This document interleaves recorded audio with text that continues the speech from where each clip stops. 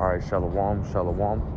First and foremost, I want to give all praise, honor, and glory unto Yahweh, Bahashem, Yahweh Shai, Bahashem, Rechak Padash. Double honors to the elder apostles and the elder bishops of Great Millstone, who rule very well, very beautifully. Double salutations to the occupant, her pushing this gospel in truth and in sincerity to the best of their ability, given to them by Yahweh, Bahashem, Yahweh Shai. Peace, blessings, and salutations be unto the elect scattered abroad.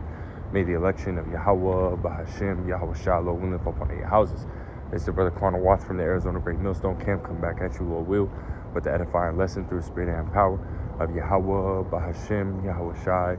Lord will, it is edifying, Lord will, to straight to the point. And in this lesson, I ultimately want to touch on, drawing back or taking your hand off of the plow, right? Because throughout the years, right, we've seen dudes, right, that, these different camps, right, ITR, which is Israel Tried and Refined, as well as many others, man, have ultimately, and even recently, right, have ultimately, taken their hand off of the plow, and just stop doing the work, and, at some point, right, we tried to, we've seen those guys try to, come back and, try to continue to do the work, right? But see, again, right, they ultimately, they turned back, right?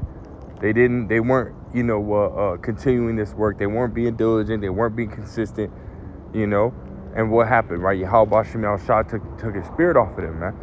And now those guys are ultimately back in the world, like they're bugged the fuck out, and they're not going to come back, man, right? As we're going to get into.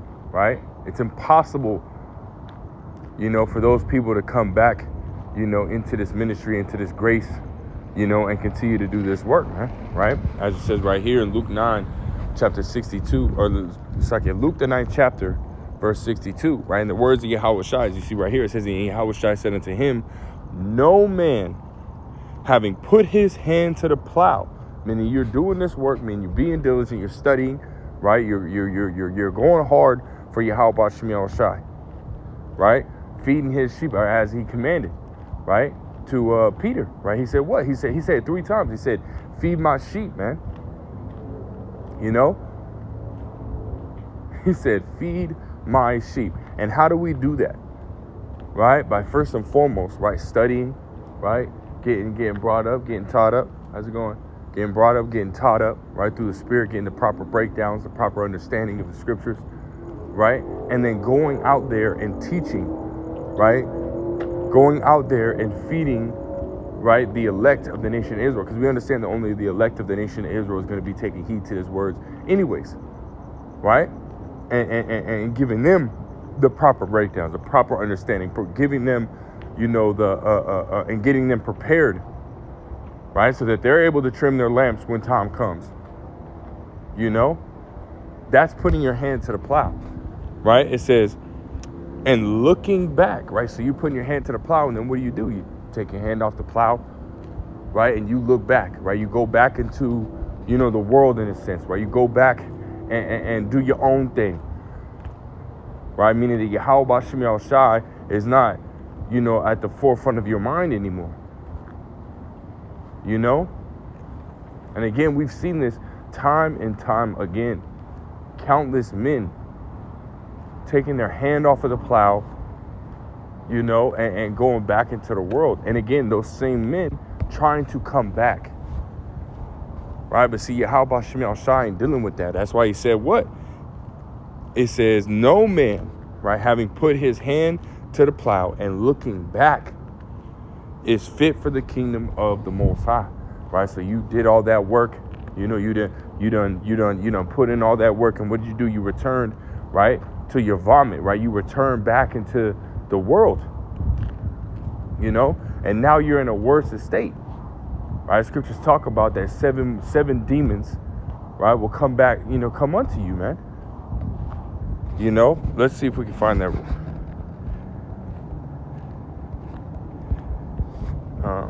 Seven spirits, like it.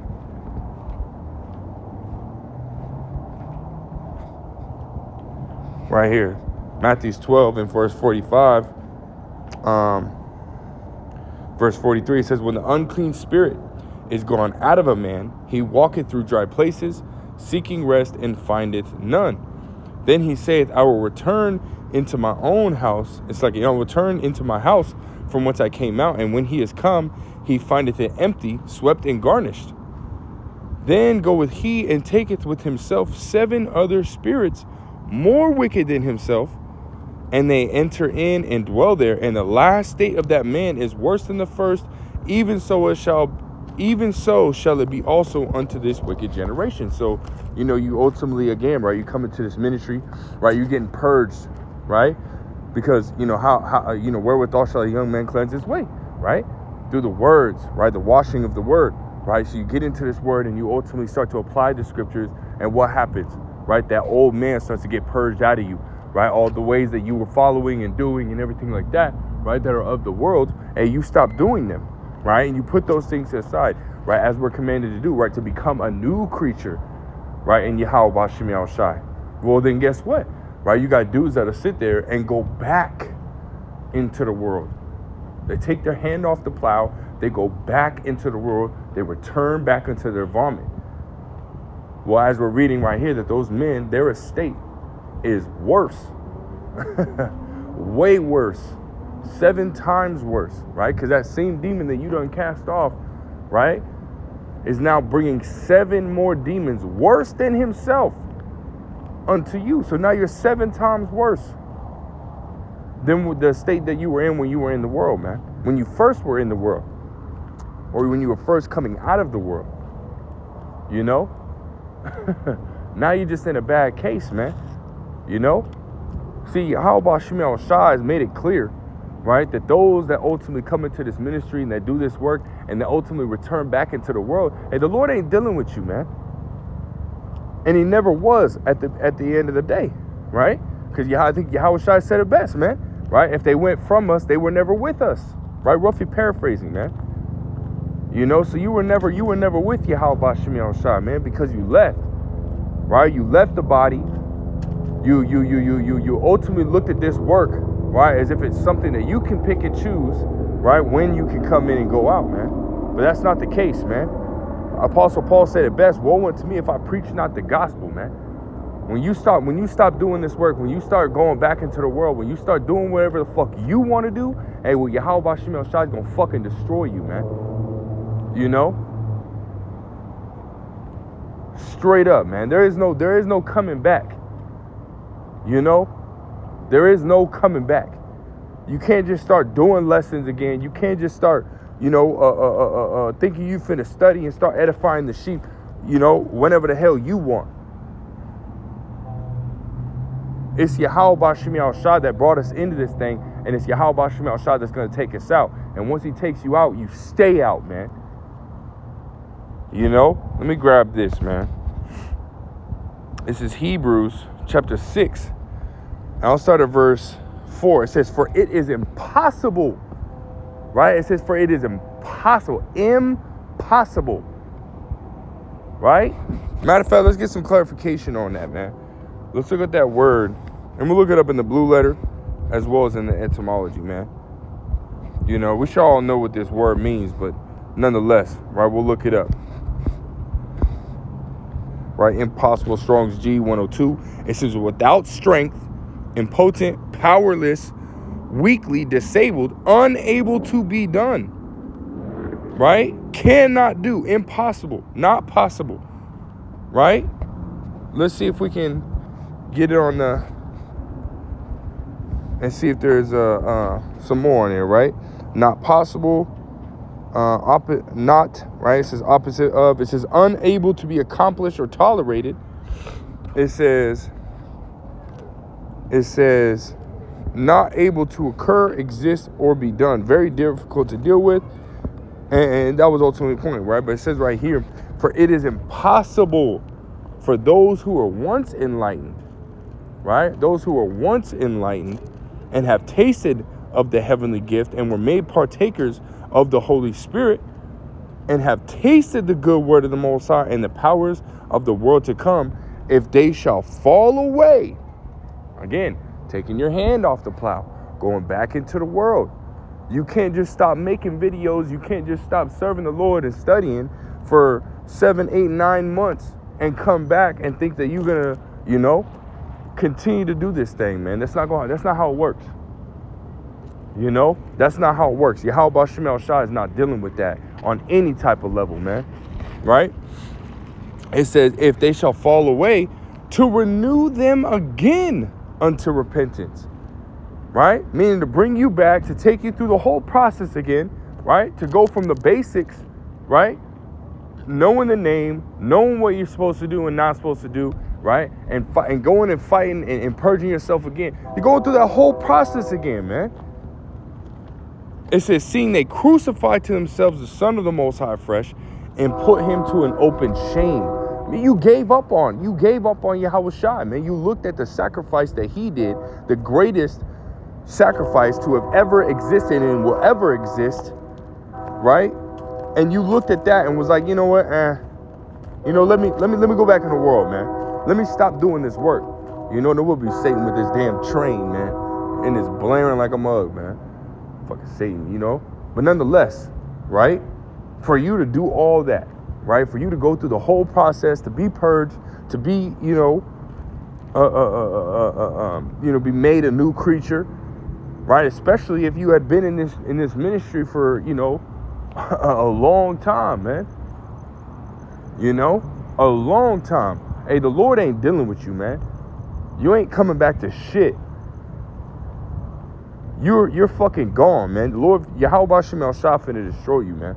At that point, man. And this is why it's a very scary thing, right? It's a very humbling thing to be in this ministry, because we understand that it's not of us. This wisdom, knowledge, and understanding that the Lord, Yahweh Bahashim Yahweh Shai, has allowed us to, attain and maintain, and continue to grow in. And this is not of us, man.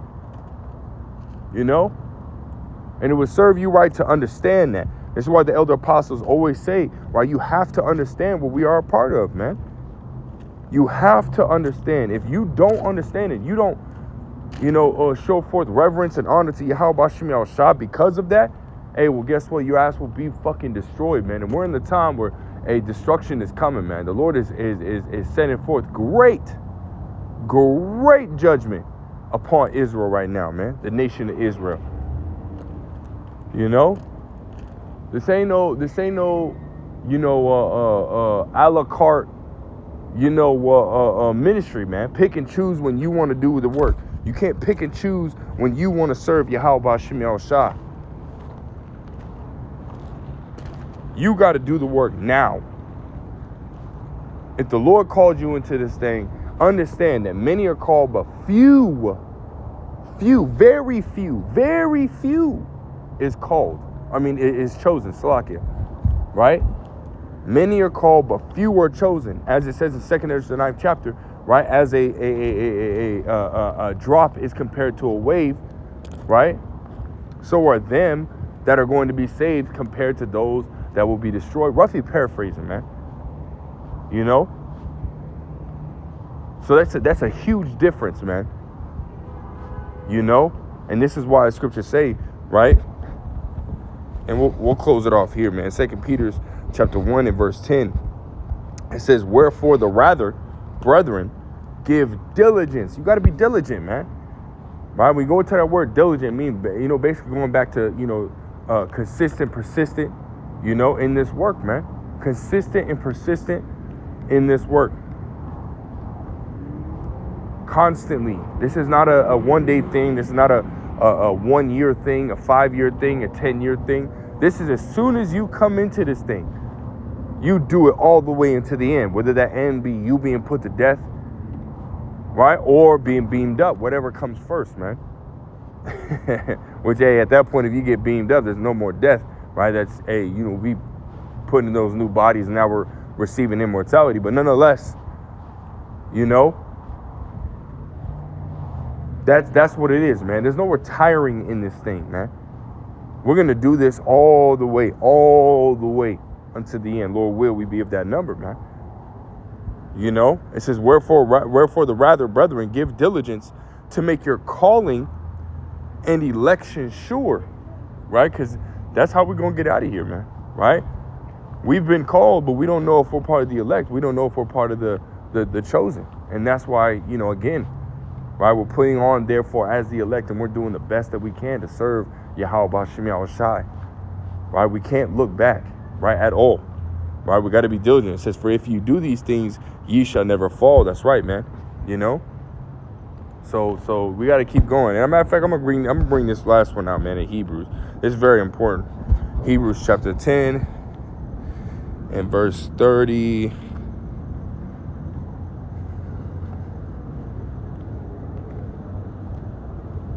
Right here. Well, we'll start at verse 31. It says, it is a fearful thing to fall into the hands of the living power. That's absolutely correct, man. Right? Because Yahweh B'Hashem Shah can do anything to us, man. Can bug us the fuck out. And not only that, I heard of a dude, I can't remember what camp he was in, right, within Great Millstone, but he ultimately bugged the fuck out, man, and went back into the world. And the Lord had it to where dude was driving, and brothers had spoke about this a few years back, I want to say about 4 years back. Dude had, ultimately, he fell out, man, was being a bug out, whatnot. Lord took him out the camp.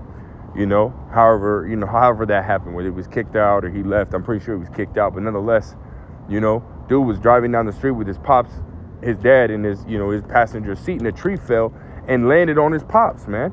Dude was in the car. He basically saw his pops get killed, man. And now he has to live with that grief. And you best believe, right, the Lord, possibly made it to where he remembered that he fell out, and that's the reason why the Lord did it, right? The Lord could have showed that to him, man.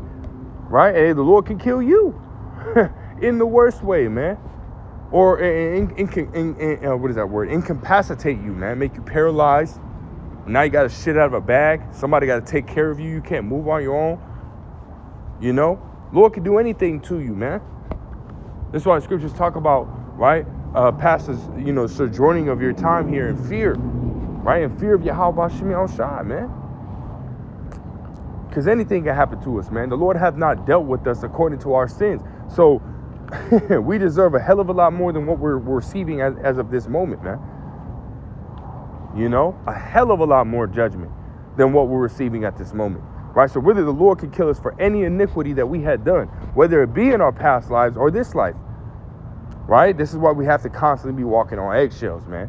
And I speak for myself first and foremost, constantly walking on eggshells, even within ourselves, right? Verse 32, but call to remembrance the former days in which, after ye were illuminated, you endured a great fight of afflictions, partly whilst ye were made a gazing stock by reproaches and afflictions, and partly whilst ye become companions of them that were so used. For ye had compassion of me and my bonds, and took joyfully the spoiling of your goods, knowing in yourselves that ye have in heaven a better and enduring substance. Right, man? It says, cast not away therefore your confidence, which hath great recompense for reward. Right? So don't sit there and look back, right? Because we understand that what's coming to us is going to be far greater than, what we can have in this world. Far greater, man. As the scriptures say, the sufferings of this time, right, are not to be compared, right, to the glory which shall be revealed in us. Well, if we paraphrase in Romans, the 8th chapter, right, the 18th verse, this is what it's talking about, right? At one point we were in the world, at one point we were doing stupid shit. Now we're in this ministry. Now we're being made, a spectacle, right? Now people are mocking us. Our family members turning away from us, We're going through, more temptations, afflictions, chastisements, right? More stresses, At times we feel crazy, but see, all those things, right, are a part of this path. They're a part of that purging process, man. So you can't look at any of those situations as something, that's negative, man. We got to look at those things as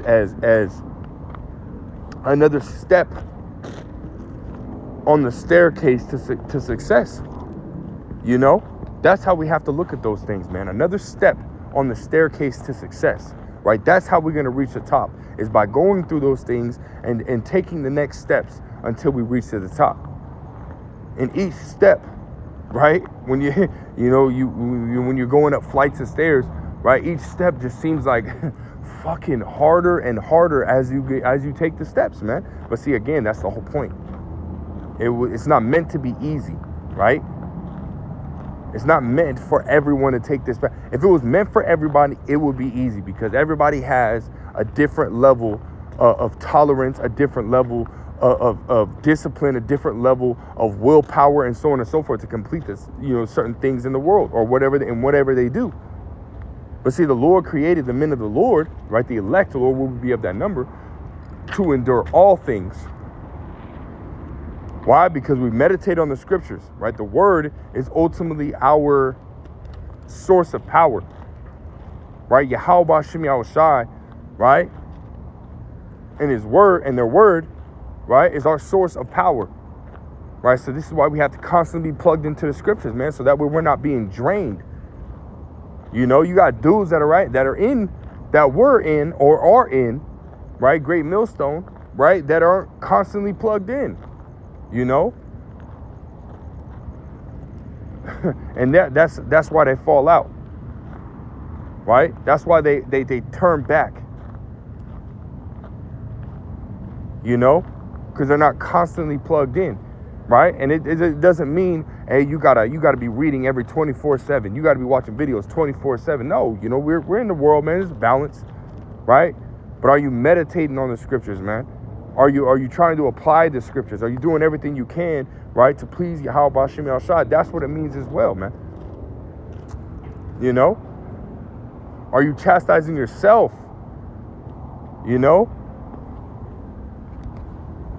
Come on, man. Verse 35 again says, cast not away therefore your confidence, which hath great recompense of reward. There's a reward coming, man, if we continue to, walk on this path. We read it in Matthew the 19th chapter, the 29th verse, right? Peter asked, he said, hey, we've given up everything, right, to follow you. What shall we have? Which ain't a wicked question, man. It's not wicked, right, to sit there and wonder, hey, if I do this, right, is there going to be a reward? There is a reward, and that's the kingdom of Yahweh B'Shem Yahushua, which is soon to come, right? And you got a lot of fucking people out here that aren't believing. They don't truly believe, right? They read these scriptures, they hear the men of the Lord sitting there saying these things. They might even speak them themselves, man, but they don't truly believe.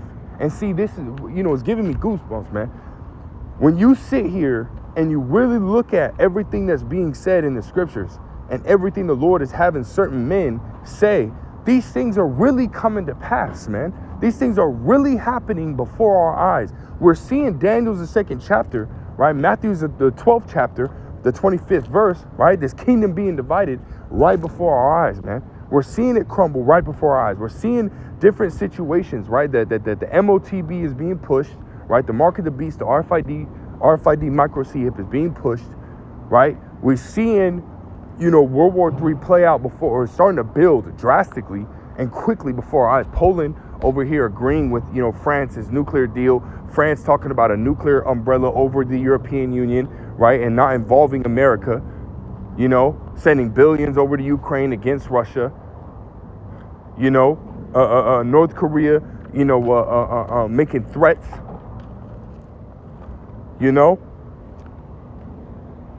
the whole Trump and Zelensky argument, and how the nations are reacting to tariffs that are taking place and how they're going to affect the American people.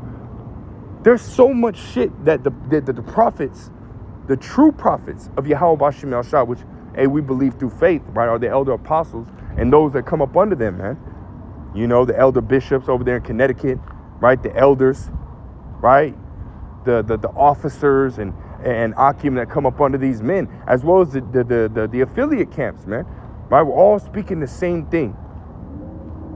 All speaking the same thing. And see, those things that we have been speaking for years are happening. And it's happening faster and faster. So if you ultimately fall out after seeing all these things happen, hell, we're coming up to the Passover, and there's going to be an eclipse on the Passover. Well, the last time that happened was with Yahweh Shai 2,000 plus years ago, man. When it was darkness, right, from with the 6th hour to the 9th hour, which is 12 p.m. to 3 p.m., right? There was complete darkness for 3 hours. And then what happened, right? The tabernacle rent, you know, if I'm not mistaken, right? I'm pretty sure, you know, the tabernacle rent, right? In two, you know, which is symbolic, you know, but nonetheless, right? That was the last time that happened. And it's going to happen within the next few days, man. Right? Thursday evening, man. From the 13th to the 14th, there's going to be a freaking lunar, there's going to be an eclipse. I think it was lunar or solar, I can't remember, but there's going to be an eclipse on the Passover. We're in some heavy ass fucking times, man. And for you to sit here and be picking up and plowing this whole time, sowing, right? For you to pull your hand back and say, you know what, I don't want to reap. Right? Because, you know, he that reapeth or he that soweth reapeth, right? Right? So if we're sowing in righteousness to the best of our ability, then we're going to reap those rewards. But if you're sowing in wickedness, right, you're going to what? You're going to receive those rewards, which is corruption, death, destruction. See, those men that had their hands on the plow, you've been sowing in righteousness, man.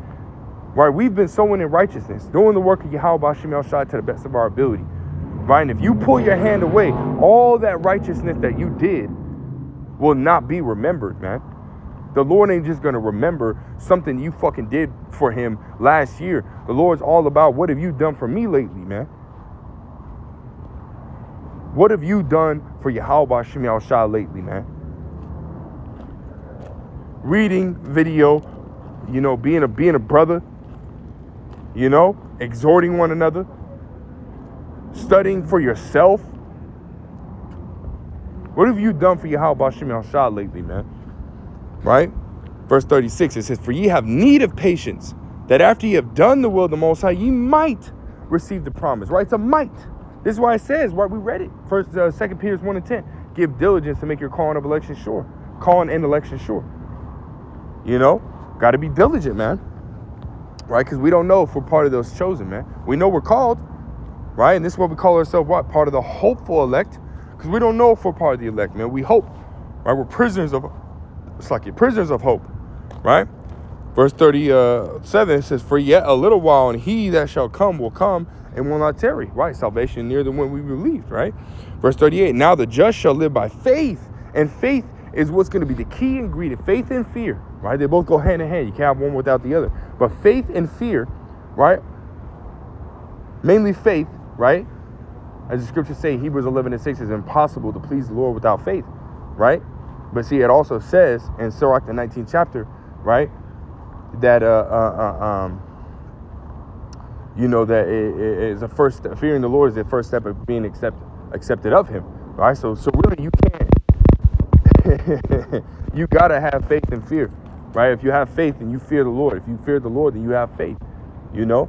But nonetheless, as it says right here, right, it says, now the just shall live by faith. Those things, right, fear and faith will have you keeping your hand on that plow, man. So if you take your hand off, you ain't got no fucking faith, man. You know?